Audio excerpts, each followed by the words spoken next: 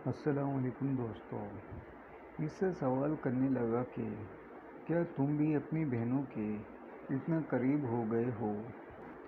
वो तुमसे हर बात कर लेती हैं। कहने लगा कि मेरी बहनें मुझसे 3-4 साल छोटी हैं। वो बहुत ही मासूम हैं।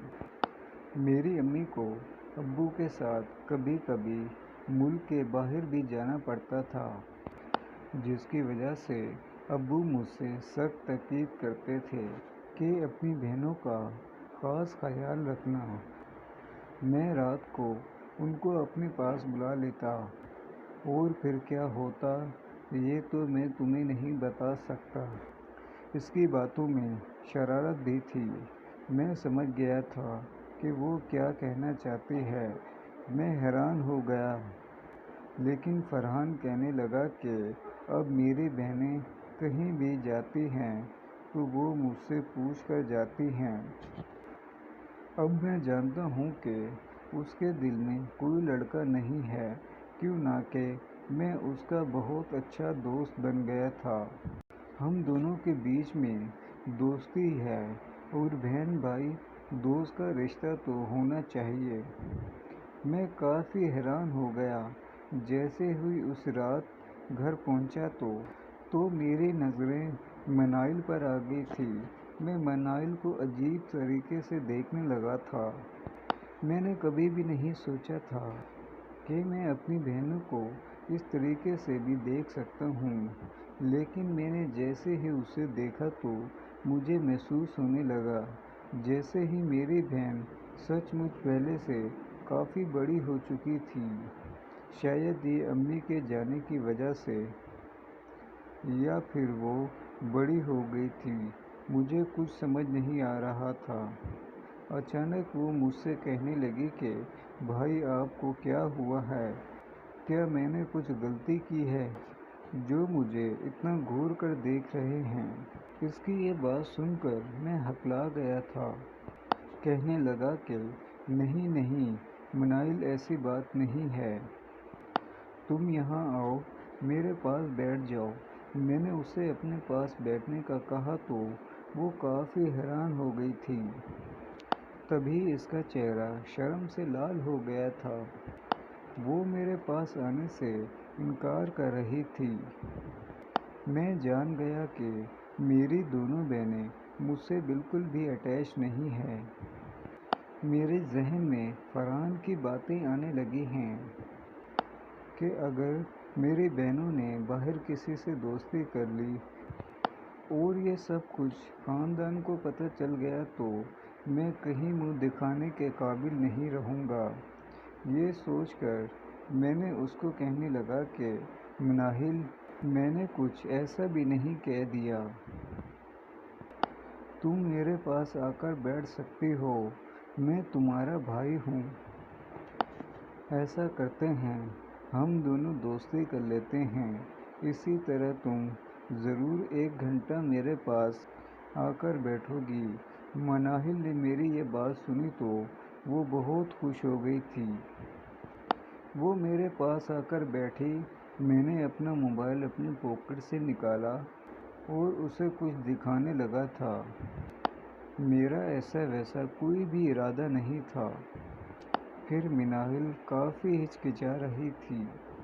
मैं जानता था कि वो बिल्कुल भी इजी नहीं है, लेकिन ये करना भी ज़रूरी था।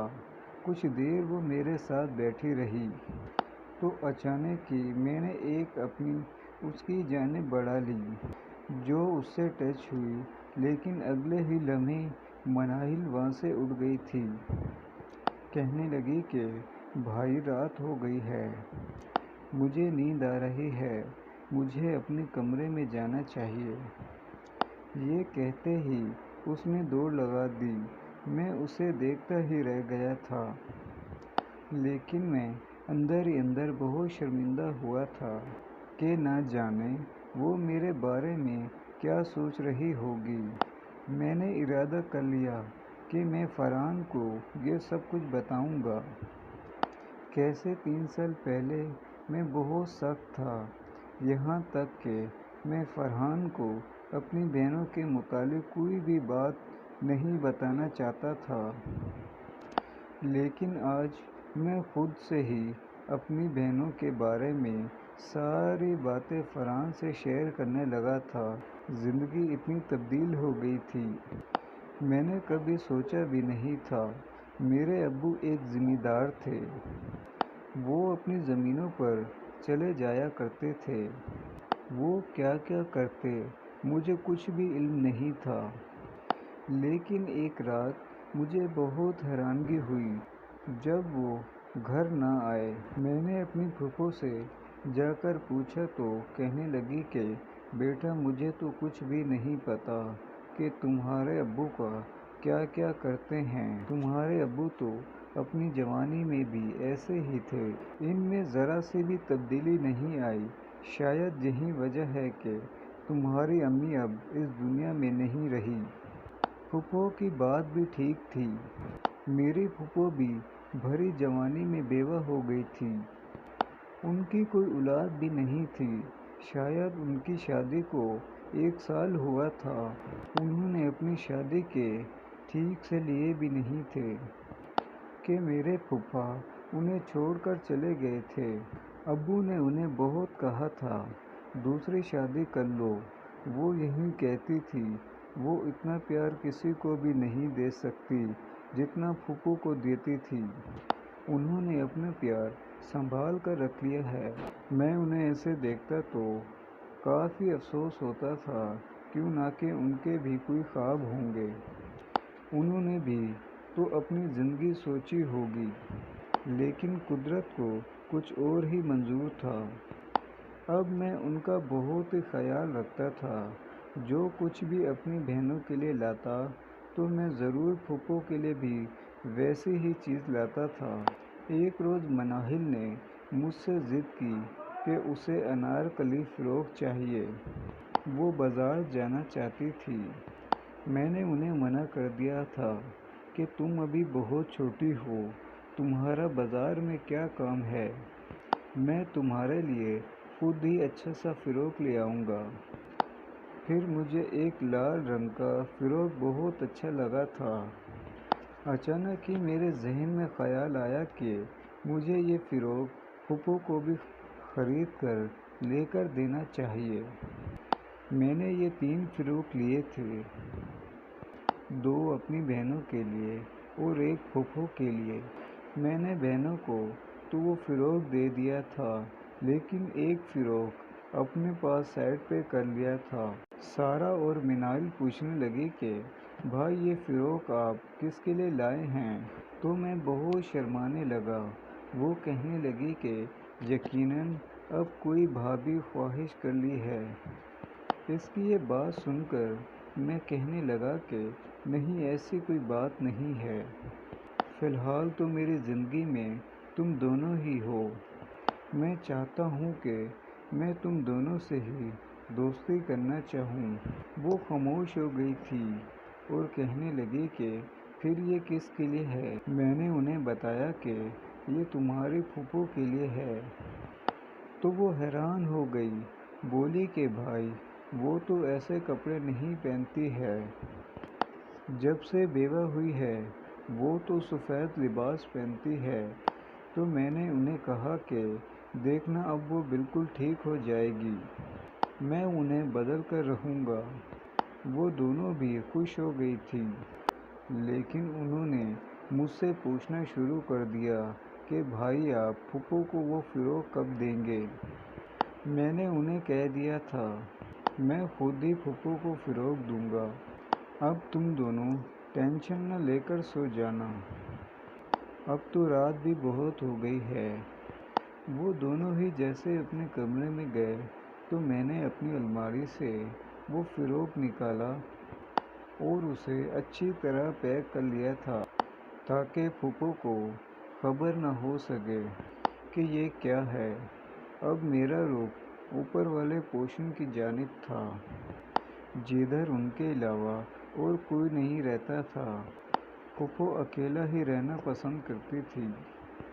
میں آہستہ آہستہ ان کے کمرے کی جانب بڑھنے لگا تھا۔ آج تو ابا بھی گھر پر نہیں تھے۔ میں نے اسی بات کا فائدہ اٹھایا تھا۔ اب رات کو میرے آس پاس کوئی بھی نہیں تھا۔ وہاں گیا تو شاید پھوپھو کمرے میں تھی۔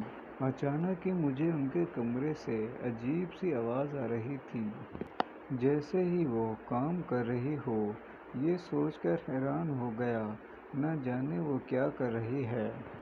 میں نے جیسے ہی دروازہ کھولا تو اس دروازے کو تو لاک ہی نہیں تھا، لیکن میں نے پھوپھو کو ایسی حالت میں دیکھا تو میں شرم سے پانی پانی ہو گیا تھا۔ فوری میرے سامنے آئی اور کہنے لگی کہ معاف کر دو سلیم، مجھے روم کو لاک لگانا چاہیے تھا۔ میں ان سے کہنے لگا کہ نہیں، مجھے تو پہلے دروازہ کھٹکانا چاہیے تھا، غلطی میری ہے۔ وہ کہنے لگی کہ اچھا چھوڑو، تمہارے ہاتھ میں کیا ہے؟ میں نے جلدی سے وہ تحفہ سامنے کیا، ان کو کہا کہ آپ خود ہی دیکھ لو۔ انہوں نے وہ فراق کھولا تو پھر مجھے دیکھ کر کہنے لگی کہ اب سلیم، تم یہ کیا لے کر آئے ہو؟ یہ تو بچوں والی ہے۔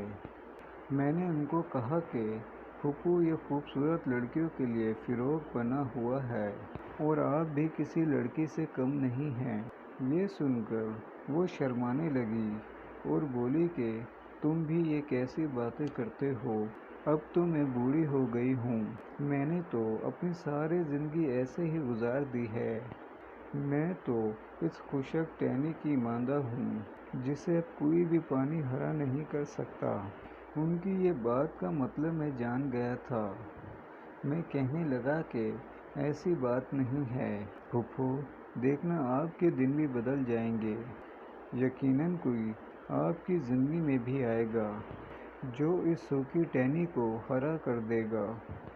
میری باتوں سے وہ بھی حیران ہو گئی تھی۔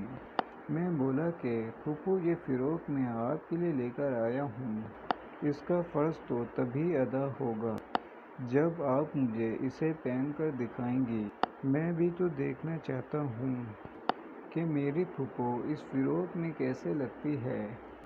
میری بات سن کر وہ جلدی سے چلی گئی۔ میں اب ان کا انتظار کرنے لگا تھا، لیکن جیسے ہی میں نے دیکھا تو حیران ہو گیا، کیوں نہ کہ وہ تو لال فراق میں غضب ڈھا رہی تھی۔ میں نے کبھی بھی ان کو اتنے اچھے کپڑے پہنے نہیں دیکھا تھا۔ جب بھی دیکھا تھا تو انہوں نے سفید لباس پہنا ہوا تھا، لیکن ابھی بھی انہوں نے سامنے سے دوپٹہ لیا ہوا تھا۔ میں نے ان سے کہا کہ مجھ سے کیسا شرمانا، آپ مجھے دکھاؤ تو صحیح کہ میرا لایا ہوا تحفہ آپ پر کیسے لگ رہا ہے۔ اس کہانی کی اگلی قسط سننے کے لیے پلیز ہمارے چینل کو سبسکرائب کیجیے۔ شکریہ۔